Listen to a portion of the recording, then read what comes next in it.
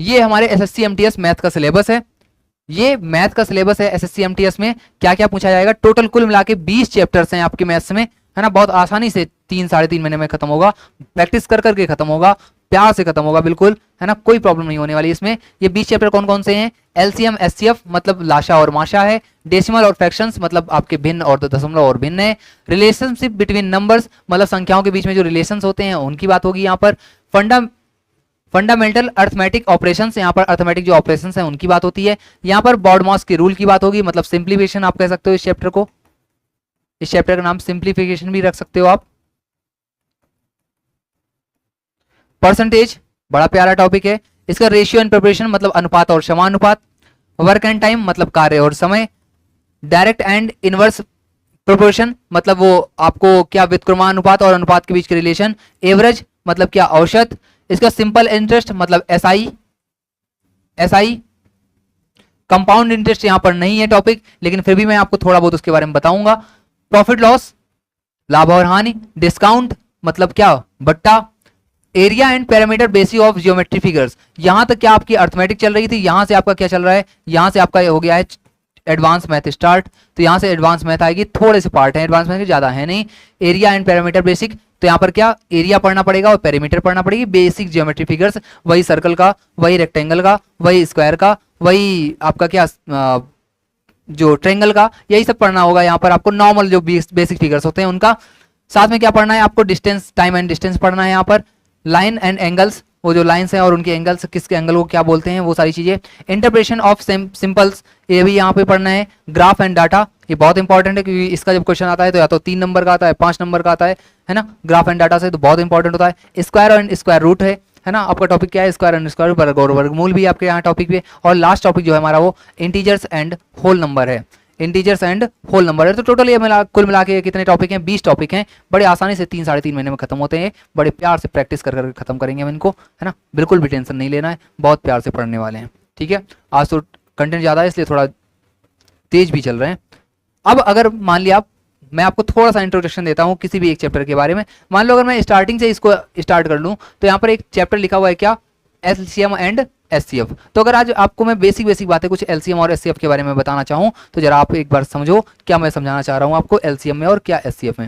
हमारा जो टॉपिक है उसका जो नाम है वो क्या है, वो है एलसीएम और एचसीएफ। तो एचसीएफ एंड एलसीएम, ठीक है बच्चे मेरे। जो आज का हमारा टॉपिक है उसके बारे में थोड़ा इंट्रोडक्शन अगर मैं आपको दे दूं, थोड़ा बता दूं अगर, तो एलसीएम और एचसीएफ टॉपिक क्या होता है इसके बारे में आज हम लोग बात करेंगे, ठीक है। आ जाओ जरा जल्दी से। जो HCF होता है इसका जो पूरा नाम होता है वो क्या होता है, H फॉर क्या होता है, H फॉर होता है हाईजेस्ट, C for common, F for factor, F for factor. तो HCF जो होता है उसका जो पूरा नाम है वो क्या है, हाईजेस्ट कॉमन फैक्टर है। हाईजेस्ट की बात करूं अगर, हाईजेस्ट कॉमन फैक्टर की अगर मैं बात करूं, ऐसे ही अगर मैं बात करूं किसकी, एलसीएम की, तो एलसीएम जो है इसका पूरा नाम क्या है, इसका पूरा नाम है लोवेस्ट। उसका हाईजेस्ट है तो इसका क्या है, लोवेस्ट। लोवेस्ट भी कह सकते हैं या लीस्ट भी कह सकते हैं, least common multiple, least common multiple, क्योंकि इसमें m लगा होता है इसलिए मल्टीपल, इसमें f लगा है इसलिए फैक्टर। तो जो एचसीएफ है उसका पूरा नाम क्या होता है, हाईएस्ट कॉमन फैक्टर होता है। एलसीएम को क्या होता है, लोवेस्ट या लीस्ट कॉमन मल्टीपल होता है इसका नाम। अगर और इसमें आगे बात करें तो एचसीएफ जो है इसका एक और भी नाम होता है जो कि नॉर्मली बच्चों को नहीं पता होता है, लेकिन आजकल एग्जाम पैटर्न में क्या हो रहा है, आजकल एग्जाम में पूछा जा रहा है आपसे क्या, एचसीएफ के दूसरे नाम से क्वेश्चन बना रहा है। मतलब वो आपको नंबर दे देगा और आपसे कहेगा इसका ये फाइंड करो, और बच्चे को पता ही नहीं होता इसका दूसरा नाम, इसलिए उनको पता ही नहीं चल पाता है क्या फाइंड करना है हमें। तो जो एचसीएफ है ना, वो एचसीएफ का जो दूसरा नाम है वो क्या होता है, वो होता है जीसीडी। ये बहुत कम बच्चों को पता है, आप में से भी बहुत कम बच्चों को पता होगा कि एचसीएफ का दूसरा नाम जीसीडी भी होता है ना। लेकिन आजकल क्या हो रहा है, क्वेश्चन बन रहा है, प्रॉपर आपको अपडेटेड कंटेंट के साथ पढ़ाया जाएगा। जो पेपर में क्वेश्चन आ रहे हैं वहां से भी रिलेट करके पढ़ाएं, आपको प्रीवियस ईयर के सारे क्वेश्चन कराए जाएंगे, बिल्कुल भी टेंशन नहीं लेना है, बहुत प्यार से सब होगा। जो जीसीडी होता है इसका पूरा नाम क्या है, जी का मतलब क्या होता है, जी का मतलब होता है ग्रेटेस्ट, ग्रेटेस्ट। सी का मतलब है कॉमन, और डी का मतलब है क्या, डिवाइजर या डिवीजर भी पढ़ते हैं। तो एचसीएफ जो है उसका पूरा नाम हाईएस्ट कॉमन फैक्टर होता है, इसी का दूसरा नाम जीसीडी होता है, जीसीडी का पूरा नाम क्या होता है, ग्रेटेस्ट कॉमन डिवीजर होता है। ठीक है, अगर और इसमें बात करें तो इसको हम हिंदी में क्या बोलते हैं, माशा को, हाईएस्ट कॉमन फैक्टर को, जीसीडी को, ग्रेटेस्ट कॉमन डिवाइजर को, इन सबको हम माशा बोलते हैं। क्या बोलते हैं, इन सबको क्या बोलते हैं, शॉर्ट में हम बोलते हैं माशा। और माशा का पूरा नाम क्या होता है, माशा का पूरा नाम होता है महत्तम समाप वर्तक, महत्तम समाप वर्तक। ठीक है, माशा का पूरा नाम ये हो गया। तो ऐसा ही लाशा का क्या होता है, ये एलसीएम जो होता है इसको शॉर्ट में क्या बोलते हैं हम हिंदी में, लाशा बोलते हैं। और लाशा का जो नाम होता है पूरा हिंदी में वो होता है क्या, लघुत्तम समाप वर्त, लघुत्तम समाप वर्त। याद रखिएगा, इसमें वर्तक होता है, उसमें वर्त होता है। ठीक है, आगे अगर बात करें तो आपको पता है यहाँ पर क्या लिखा हुआ है, यहाँ पर लिखा हुआ है महत्तम। महत्तम का मतलब क्या होता है, महत्तम का मतलब इंग्लिश में जो होता है दैट इज मैक्सिमम। महत्तम का मतलब क्या होता है, महत्तम का मतलब इंग्लिश में होता है क्या होता है, मैक्सिमम होता है। मतलब यहाँ पर किसकी बात हो रही है, यहाँ पर बड़े की बात होगी या फिर किसकी बात होगी, ज्यादा की बात होगी, क्योंकि मैक्सिमम का मतलब क्या होता है, बड़ा या फिर ज्यादा होता है। वैसे यहाँ लघुत्तम लिखा हुआ है, तो लघुत्तम का पूरा नाम क्या होता है, लघुत्तम क्या होता है, लघुत्तम होता है क्या, लघुत्तम लघु रूप। लघु रूप का मतलब क्या होता है, छोटा रूप होता है। छोटे का मतलब क्या होता है, छोटे का मतलब तो आपको पता है क्या, स्मॉल होता है। मतलब इसको इंग्लिश में क्या बोलेंगे, स्मॉल बोलेंगे। और अगर हिंदी में बात करें इसको तो क्या बोलेंगे, इसको हिंदी में बोलेंगे छोटा या फिर कम। ठीक, तो अगर कभी कम से कम की बात हो रही है, इसका मतलब क्या निकालना है आपको, एलसीएम निकालना है, लाशा निकालना है, लोवेस्ट कॉमन फैक्टर निकालना है, लीस्ट कॉमन फैक्टर निकालना है। लेकिन अगर कभी ज्यादा की बात हो रही है, बड़े की बात हो रही है, तो आपको महत्तम समापवर्तक निकालना होता है, समापवर्तक निकालना होता है, माशा निकालना होता है, ग्रेटेस्ट कॉमन डिवाइजर निकालना, जीसीडी निकालना है, हाईएस्ट निकालना, एचसीएफ निकालना है। ये सारी एक बात लिखी हुई है इधर, और इधर ये सारी चीजें एक लिखी हुई हैं। तो अगर कम से कम, बस आपको एक पॉइंट याद रखना है कि अगर कम से कम की बात होगी तो आपको क्या निकालना है, लाशा निकालना है। और अगर ज्यादा से ज्यादा की बात होगी तो आपको क्या निकालना है, माशा निकालना है। ठीक है, अब जैसे अगर मैं एक एग्जाम्पल से आपको समझाऊं, अगर मैं आपको एक एग्जाम्पल से समझाना चाहूँ, तो मान लो मैंने एक नंबर ले लिया, कौन, एक नंबर है मेरे पास 12 और एक नंबर है मेरे पास कौन सा, 18। ठीक है, अगर मैं एक एग्जाम्पल से आपको समझाना चाहूँ कि 12 और 18 ये जो नंबर्स हैं, अगर आपसे ये कहा जाए कि 12 और 18 का एचसीएफ क्या होगा, मतलब माशा क्या होगा, और इसका लाशा क्या होगा, मतलब एक बार इसका क्या पूछा जाएगा, एक बार आपसे इसका मासा पूछा जाएगा, मतलब एचसीएफ पूछा जाएगा, और दूसरी बार इसका आपसे लाशा पूछा जाएगा, मतलब एलसीएम पूछा जाएगा। तो देखो कैसे करते हैं बच्चे, क्या अप्रोचेज होती हैं बच्चों की, क्योंकि अधिकतर जब 10th पास बच्चा जो आता है मोस्टली वो क्या होता है, वो एकेडमिक में पढ़ के आ रहा होता है। तो जब एकेडमिक में पढ़ के बच्चा आ रहा होता है तो उसको उतना नॉलेज नहीं होता कंटेंट का, उतनी ज़्यादा तरीके की, वहाँ पर जो पढ़ाई हो रही होती है और यहाँ पर जो पढ़ाया जाता है, इन दोनों में डिफरेंस होता है। क्योंकि यहाँ पर आपको चीज़ें शॉर्ट करके बताई जाती हैं, वहाँ पर जबकि वो चीज़ें लेंथी होती हैं। तो बच्चे ऐसे करके निकाल रहे होते हैं इसका एलसीएम, ऐसे करके निकाल रहे होते हैं इसका एलसीएम करके, ऐसे 2 से डिवाइड करेंगे इसको 6 बार, फिर 2 से कर देंगे तो 3 बार, फिर 3 से कर देंगे तो 1 बार। ऐसे ही इसको 18 से करेंगे, 18 को भी ऐसे ही कर लेंगे भाई, तो 2 से कर देंगे तो कितनी बार जाएगा, 9 बार, 3 से जाएगा तो 3 बार, 3 से जाएगा तो 1 टाइम। मतलब अगर हम 12 के लिए लिखना चाहें तो 12 के लिए क्या आया है, 2 2 और 3 आया है, मतलब 12 के लिए लिख सकते हैं 2 × 2 × 3। जबकि इसी तरह से अगर मैं 18 के लिए लिखना चाहूँ तो 18 के लिए हम क्या लिख सकते हैं, 18 के लिए हम लिख सकते हैं 2 × 3 और × 3। तो अगर 12 के फैक्टर मैं कहूँ क्या होते हैं, तो 12 के जो फैक्टर होते हैं दैट इज 2 × 2 × 3, और जो 18 होता है, 18 का मल्टीप्लाई होता है, 18 का जो फैक्टर होता है वो होता है 2 × 3 × 3। अब अगर आपसे कहा जाए एचसीएफ बताइए इसका, तो एचसीएफ के लिए क्या करेंगे, एचसीएफ के लिए हम क्या करते हैं, जो दोनों जगह पर कॉमन होगा, ऐसा अंक जो दोनों जगह पर कॉमन होगा वो क्या कहलाएगा, एचसीएफ कहलाएगा। आप देख रहे हो कि अगर मैं कॉमन की बात कर लूँ यहाँ पर, तो कॉमन कौन है, यहाँ पर 2 है, यहाँ पर भी 2 है, इसका मतलब 2 कॉमन है, तो एचसीएफ में 2 लिखेंगे आप। ऐसे ही अगर देखें अब यहाँ पर 2 तो है लेकिन नीचे तो 2 नहीं बच रहा है हमारे पास, इसका मतलब ये वाला 2 तो कॉमन नहीं है, तो दूसरा अंक जो कॉमन होगा कौन है, 3, और 3 कॉमन है, इसका मतलब 3 भी कॉमन है दोनों जगह पर। अब अगर देखें तो यहाँ पर 2 बच रहा है, यहाँ पर 3 बच रहा है, इसका मतलब ये कॉमन नहीं हो पाएगा। तो अगर एचसीएफ की बात की जाए तो 2 × 3 आ जाएगा, मतलब एचसीएफ कितना आएगा, 6 आएगा। और अगर एलसीएम की बात किया जाए, अगर आपको एलसीएम निकालना हो तो एलसीएम के लिए क्या होता है, एलसीएम के लिए हम क्या लिखेंगे, 2 × 3, मतलब जो लाशा में, जो मासा में लिखा होता है सबसे पहले आप उसी को क्या करेंगे, यहाँ पर कॉपी कर लेंगे। मासा में जो नंबर लिखे होते हैं उनको सबसे पहले हम क्या करते हैं, लासा में कॉपी कर लेते हैं।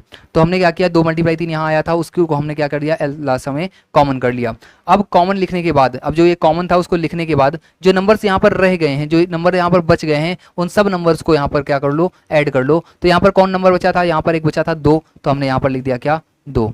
यहाँ पर कौन सा नंबर बचा था, यहाँ पर बचा था 3, तो हमने यहाँ पर लिख दिया क्या, 3। तो अगर इनका मल्टीप्लाई करते हैं तो क्या मिल जाएगा, इसका लाशा मिल जाएगा। 2 का 3 से मल्टीप्लाई 6 होता है, 6 का 2 से 12 होता है, 12 का 3 से क्या होता है, 36 होता है। मतलब इसका एलसीएम कितना आएगा, 36 आ जाएगा, 36 आ जाएगा। लेकिन ये जो अप्रोच है ना, ये जो अप्रोच आपने लगाई, ये एकेडमिक के लिए तो अच्छी है, एकेडमिक में तो ऐसा ही होता है क्वेश्चन, एकेडमिक के लिए अप्रोच अच्छी है, लेकिन कंपटीशन के लिए अच्छी नहीं है, क्योंकि टाइम टेकिंग बहुत है, टाइम आपको बहुत जा रहा है, और कंपटीशन में आपको एक क्वेश्चन करने के लिए मुश्किल से 35 से 40 सेकंड का समय दिया जाता है, 35-37 सेकंड का टाइम मिलता है। मतलब एक आधे मिनट में आपको ये क्वेश्चन सॉल्व करना पड़ेगा। और मान लो अभी तो नंबर मैंने बहुत छोटे छोटे लिए, तब इतना टाइम लग रहा है, अगर नंबर बड़ा हो जाता तब तो और प्रॉब्लम हो जाती। तो हम कैसे करते हैं इस क्वेश्चन को, एक क्वेश्चन में आपको समझाता हूँ, एक आपको समझ में आ ही जाएगा। ये 12 लिख रहा है और ये कितना लिख रहा है, 18 लिख रहा है। एक तरफ 12 लिखा हुआ है, दूसरा नंबर कौन सा लिखा हुआ है, 18 लिखा है। इन दोनों में से ना कोई भी एक नंबर ले लो, कोई भी एक नंबर ले लो जो तुमको प्यारा लगता हो। क्या लगता हो तुमको, जिससे तुम्हें प्यार आता हो। 12 प्यारा लग रहा है, 18 प्यारा लग रहा है, दोनों में से कोई एक नंबर जिस पर तुम्हें क्या आ रहा हो, प्यार आ रहा हो, जो तुमको प्यारा लगता हो, उसको क्या करो, आप ले लो। याद आई, कुछ लाइनें याद आ गई कि खुद को सबसे प्यारा कह लो, खुद को सबसे प्यारा कह लो, या आंखों का तारा कह लो। खुद को सबसे प्यारा कह लो या आंखों का तारा कह लो, इतना तो हक बनता ही है, खुद को आप हमारा कह लो। खुद को सबसे प्यारा कह लो या आंखों का तारा कह लो, इतना तो हक बनता ही है, खुद को आप हमारा कह लो। आइए फिर से आ जाते हैं अपने टॉपिक पे। तो 12 और 18 में से जो नंबर आपको प्यारा लग रहा हो, आप वो नंबर यहाँ पर क्या ले लो, कॉपी कर लो। अगर 12 प्यारा लग रहा है तो 12 ले लो, अगर 18 लग रहा है तो 18 ले लो, कोई भी एक ले लो जो तुम्हें अच्छा लग रहा हो। जैसे मैंने कहा कि अगर आपको 12 अच्छा लग रहा है तो आप 12 ही ले लो यहाँ पर। तो जब 12 ले लोगे, तो जब 12 को लोगे ना, तो जो इंसान तुमको प्यारा लगता है ना, उसके बारे में सारी इन्फॉर्मेशन आपको होती है ना, कि वो कहाँ जा रहा है, क्या कर रहा है, उसने क्या खाया, कब खाना नहीं खाया, सब तुम्हें पता होता है। तो वैसे यहाँ पर 12 के बारे में तुमको सारी इन्फॉर्मेशन होगी। तो 12 किस नंबर से कट जाएगा बच्चे मेरे, 12 जो है वो 2 से कट जाएगा, कट जाएगा 2 से। तो जब 12 को हमने 2 से काटा होगा तो कितना आया होगा, अपनी ये कैलकुलेशन आपको अपनी माइंड में करनी है। 12 को जब हमने 2 से काटा कितनी बार गया होगा, 6 बार गया होगा, 6 टाइम गया होगा। 6 को किससे काट देंगे, 6 को फिर से 2 से डिवाइड कर देंगे, तो कितने टाइम गया होगा, 3 टाइम गया होगा। और फिर 3 को 3 से डिवाइड कर देंगे, कितना आ जाएगा, 1 आ जाएगा। मतलब सबसे पहले 12 को हमने 2 से डिवाइड किया होगा, 6 टाइम गया होगा। 6 को हमने 2 से डिवाइड किया, 3 टाइम गया होगा। 3 को 3 से डिवाइड कर दिया तो कितना हो गया, 1 आ गया होगा। अब ऐसे ही 18, अब क्योंकि 18 भी तो 12 की फैमिली का है, अब जिससे हम प्यार करते हैं उसकी फैमिली वाले को तो भी हम प्यार करना पड़ता है ना। अब ऐसा थोड़ा ना किसी से प्यार करते हो उसकी फैमिली वाले से तुम लड़ने लगोगे, लड़ तो नहीं सकते ना। तो इनकी फैमिली से भी आपको क्या करना पड़ेगा, प्यार करना पड़ेगा। तो 18 से भी आपको प्यार करना पड़ेगा, मतलब 18 को भी आपको तोड़ना पड़ेगा, शादी के लिए मनाना पड़ेगा। कैसे शादी के लिए मानेंगे, तो 18 जो है, 18 के सबसे पहले किससे तोड़ोगे, 2 से तोड़ोगे। 18 को 2 से भाग करोगे कितनी बार जाएगा, 9 बार जाएगा। 9 को क्या करेंगे, 9 को 3 से भाग कर देंगे, तो 9 को 3 से भाग करेंगे कितनी बार जाएगा, 3 बार जाएगा। फिर 3 को किससे भाग कर देंगे, फिर इसको 3 से भाग कर देंगे, मतलब कि ये आ जाएगा 18 के लिए। अब बस इजी सा क्वेश्चन हो गया यहाँ पर। अगर आपको एचसीएफ निकालना हो और अगर आपको क्या निकालना हो, एलसीएम निकालना हो, तो बहुत आसान हो जाता है। एलसीएम क्या, एचसीएफ क्या होता है, जो दोनों जगह पर कॉमन हो। तो देख लो भाई दोनों जगह पर कॉमन क्या है, देख लो दोनों जगह पर कॉमन क्या है। यहाँ पर 2 है, यहाँ पर 2 है, इसका मतलब 2 कॉमन है। यहाँ पर 3 है, यहाँ पर 3 है, इसका मतलब 3 कॉमन है।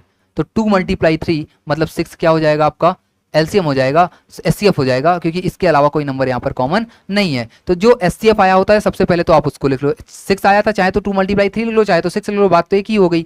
तो यहाँ पर हमने क्या लिख दिया, हमने यहाँ पर नंबर लिख लिया 6, जो कि हमारा एचसीएफ आया। तो सबसे पहले एचसीएफ लिख लो, और एचसीएफ के बाद जो बचे हुए नंबर्स हैं यहाँ के वो भी यहाँ पर लिख लो। तो मतलब 6 के बाद कितना, 2 लिख दो, और 2 के बाद कितना, 3 लिख दो, क्योंकि यहाँ पर 2 बचा था और यहाँ पर कितना बचा था, 3 बचा था। मल्टीप्लाई कर दो तो आपको क्या मिल जाएगा, एलसीएम मिल जाएगा। 6 का 2 से मल्टीप्लाई 12, और 12 का 3 से मल्टीप्लाई कितना हो जाएगा, 36 हो जाएगा। तो यहाँ पर एलसीएम एचसीएफ इसका 6 और एलसीएम इसका कितना आएगा, 36 आएगा, जो कि आपने यहाँ से भी निकाला था। तो इस अप्रोच से अगर हम क्वेश्चन को करें तो क्वेश्चन हमारे क्या हो जाते हैं, जल्दी सॉल्व हो जाते हैं। अभी तो बहुत सारी अप्रोच हैं जो आपके साथ हमें क्या करनी है, डिस्कस करनी है।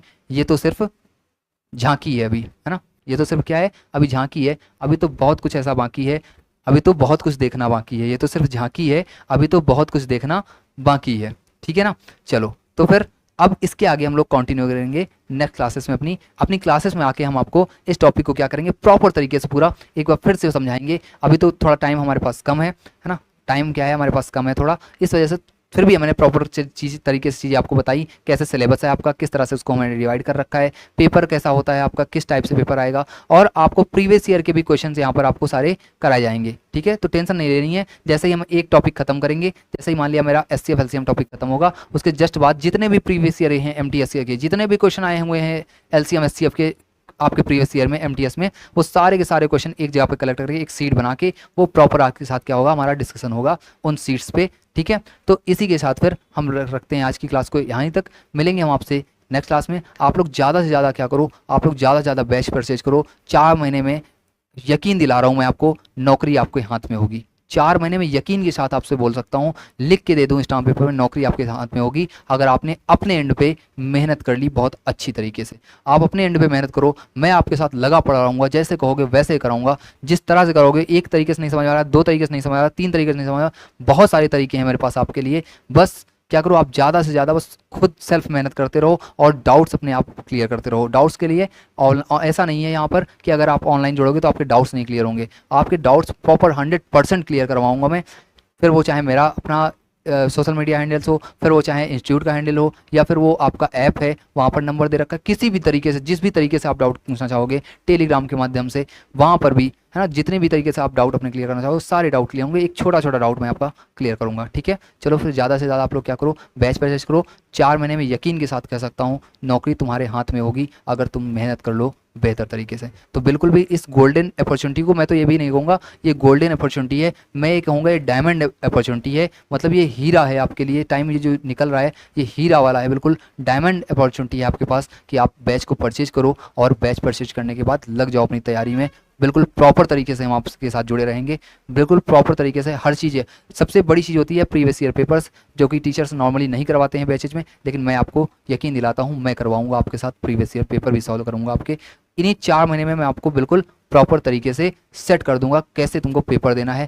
फाड़ के चले आओगे पेपर, बिल्कुल ऐसे करके फेंक के चले आओगे पेपर, ऐसा होता है पेपर। ठीक है, चलो और अपने लोगों अपने दोस्तों वगैरह के साथ भी बताओ कि इस प्लेटफॉर्म से आप जुड़ के पेपर को फाड़ के फेंक सकते हो अगर आपने अपने एंड पर तैयारी करनी। चलो फिर आज के लिए इतना ही रखेंगे। धन्यवाद आप सभी का, जुड़ के अच्छा लगा। धन्यवाद, tata bye bye, take care.